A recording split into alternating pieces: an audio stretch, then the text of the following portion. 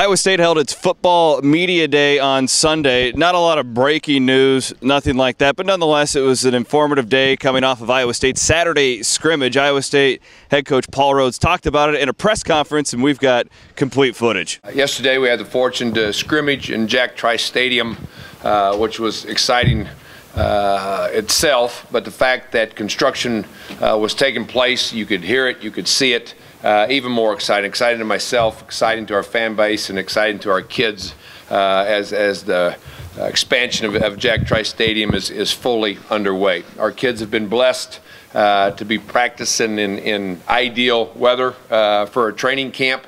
I say ideal because basically our first three opponents are practicing the same, so nobody's gaining an advantage, and they're staying cool and helping us to take care of their bodies. We are 7 practices in to fall training camp. I'm pleased with the progress that we've made, pleased with our health, anxious to get week number 2 started, which will begin with a 2-a-day practice tomorrow. No separation. We met as a staff today at noon, and they literally are listed on the same line on the depth chart as we go into week 2.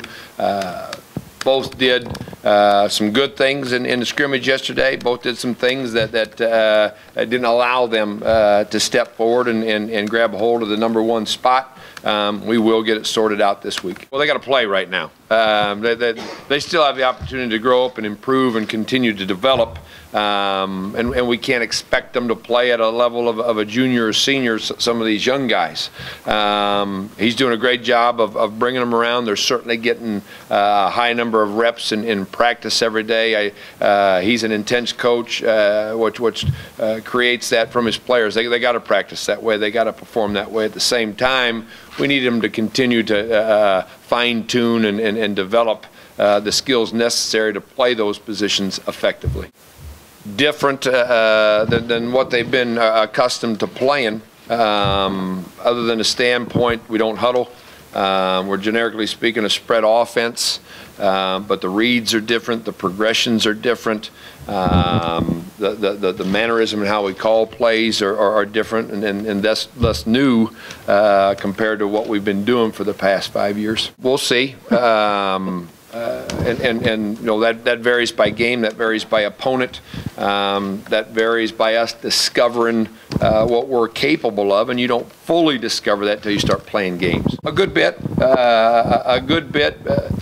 Certainly the 2 newest additions on the defensive front, Trent Taylor and Dale Pearson, have opened our eyes. They've had a nice first week, and Kawan Floyd has done the same for us back at safety.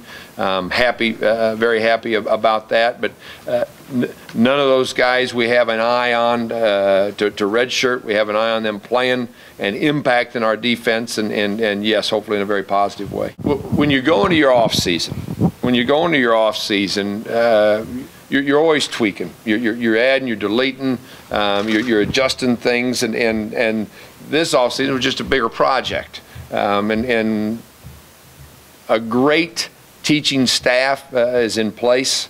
The offense is not complicated. I don't want it to come across as being overly simplistic, but it's not complicated. That's aware to me by seeing where we ended up the spring, how quickly we've advanced this first week of practice, and now where we're headed from there. So I think they're taking to it very well. The carryover was very important, and the new NCAA rules certainly helped us this summer, and I'm anxious to see what progress we make in week 2. It starts with effort, and that's very evident with the group. Then you build upon that effort and try to add production to it. We've never gotten great production from our defensive line, especially interior-wise. Part of that is the offenses that you play. There's just simply not a lot of plays in the A and B gap, high numbers-wise, where you're going to see a lot of tackles. There's not a high abundance of sacks in this league because the ball gets out so fast. So production to us is making all those plays that you're supposed to make, disrupting other plays, whether it be run or the pass game, by getting pressure on a quarterback. And with the effort that they're given, and as skill development taking place, I think they'll have a chance to come a long ways from where they were August 4th, or yeah, August 4th was the first day of practice. I think this group can come a long ways by December to where they were on August 4th, and it's going to be important for our overall team success. Not as much as I would have liked to, quite honestly. I wish they would have been more spot on and less hesitant than what they still are. I would not say that surprises me. I just would like to be a step further than what we were after the scrimmage. They're still learning too, and they're not learning a new system. They're still learning. I've said to this group often, Jeremiah George at this point in his career, very comparable to the guys that are playing that position now, as well as the will spot. He was maybe even behind him in where he was. He was fortunate when he stepped on the field to be flanked by A.J. Klein and Jake Knott. Then the light really turned bright for him, and he just took off. It will for those guys too. But they got to be on the field right now, and AJ and Jake aren't to their left and right, and so the committee of them are going to have to come through for us. We're 20 days out.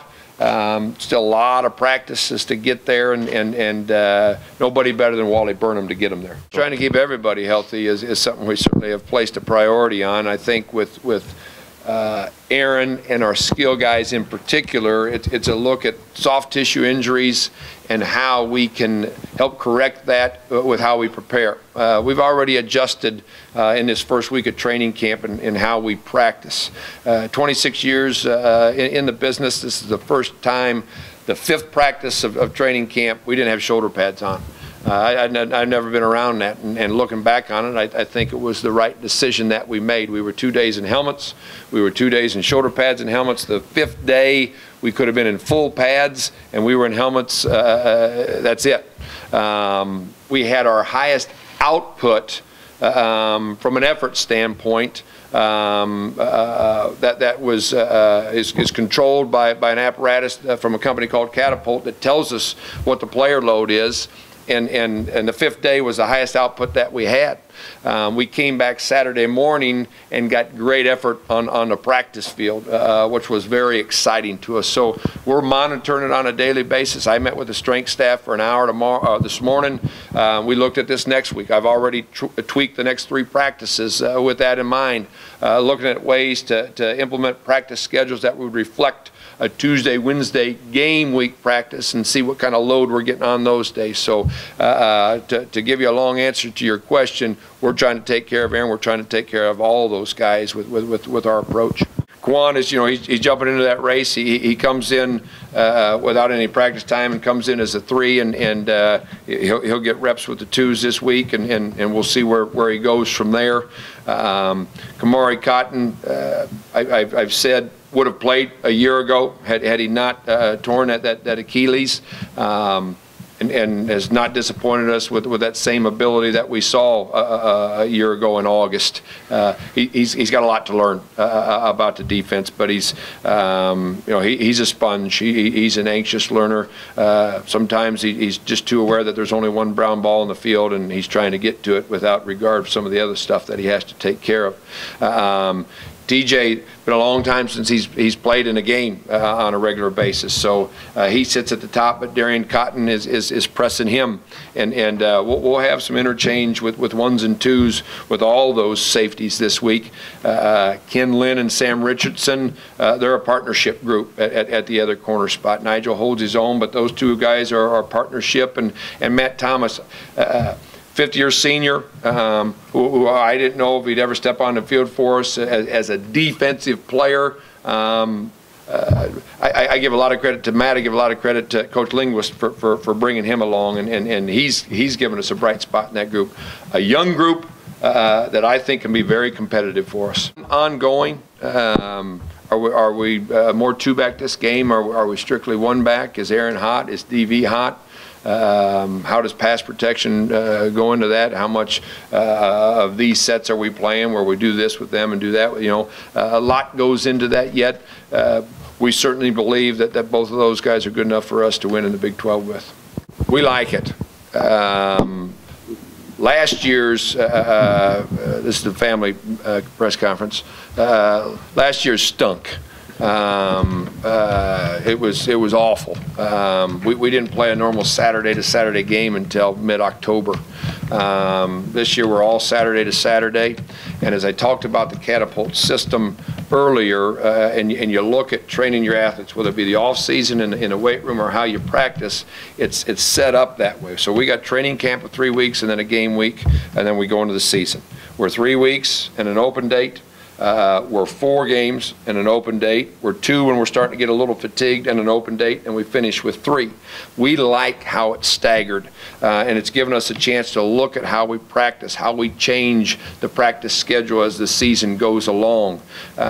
Having Kansas State, a Big 12 opponent, the second game, it draws your attention. So we're looking at a returning national champion, which grabs you by the face mask. We're looking at a Big 12 team that we have not beaten in 5 years, week 2, and then we got our in-state rival week 3. There's not going to be any problem having our kids focused in preparation as we go into that first part of the season. Unorthodox because that's where a Big 12 opponent falls with a 15-week schedule. We all, Charlie's got an unorthodox schedule, truthfully. His open date is at the beginning of the season, his open date's at the end of the season. So he's only got 1 true open date, and he starts late and he finishes early. I like the flow of our schedule this year. We have, but not just this past class. That's been ongoing. Tad Ekby's a bigger receiver as well, and PJ's got some length to him. Brandon Harris is not small. So yeah, we've been trying to add to the size of our guys. In this particular class, though, Orion and Juwan are not. They're smaller, shiftier guys, and I'm very excited about what they've done in training camp. Postseason victory. Yeah, postseason victory. We haven't achieved it since 2009, and it's an expectation that I place on our program on a yearly basis, and you don't back off that. We want to not only get into the postseason, but we want to win in the postseason. And I don't think there's a lot of people in this room think that's possible. That's okay. We're working every day to get there.